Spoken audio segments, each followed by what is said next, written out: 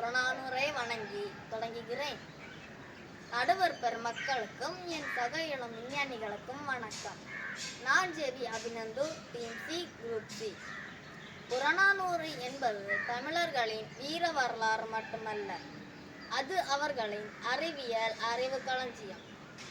போர்முறை, வானியல், மருத்துவம் என பல துறைகளில் தமிழன் பெற்றிருந்த மேன்மையை 400 பாடல்களில் புறநானூறு பறைசாற்றுகிறது. புறநானூற்றின் 30வது பாடல் இந்திய நவீன வானியலாளர்களை வியக்க வைக்கிறது.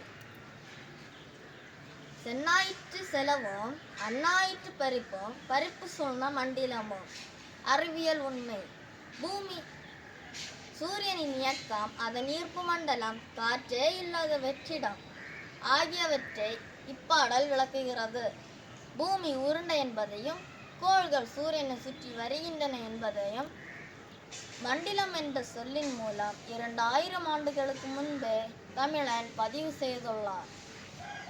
குடப்புலவியனார் என்ற புலவர் பாண்டிய நெடுஞ்செழியனுக்கு கூறிய அறிவுரை ஒரு மிக சிறந்த பொறியியல் பாடம்.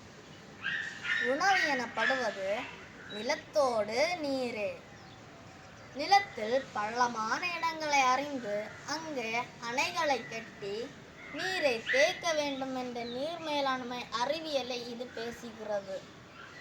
நீரும் நிலமும் இணைந்தால்தான் உயிர்கள் வளரும் என்ற இந்த சிந்தனையை இன்றைய அணைக்கட்டு தொழில்நுட்பங்களுக்கு அடிப்படை. காயங்களை போர்க்களத்தில் புண்பட்ட வீரர்களின் காயங்களை ஆற்றும் மருந்துகள், காயங்களை ஆற்றும் சிகிச்சையை புறநானூறு விரிவாக உள்ளன. கிருமிநாசினி, போர்க்களத்தில் புண்பட்ட வீரர்களில் காயங்களில் கிருமிகள் அண்டாமல் இருக்க வேப்பிலை சேர்க்கப்பட்டது. இன்று நாம் வேப்பிலையை ஆன்டிசெப்டிக் என போற்றுகிறோம். காயங்களை ஆற்றும் மருந்துகளையும் காயத்தின் தீவிரத்தை கணிக்கும் அறிவையும் தமிழர்கள் பெற்றிருந்தனர். மன்னன் உயிர்த்தே மலர்தலை உலகம் என்று சொன்னாலும் உயிர் எப்படி உருவானது என்பது பற்றிய நோக்கம் புறநானூற்று பாடல்களில் உண்டு. உயிரினங்களின் வாழ்நாள், முதுமை மற்றும் மரணம் குறித்த தேடல் ஒரு சிறந்த உடலியல் அறிஞரின் பார்வையில் அமைந்துள்ளன.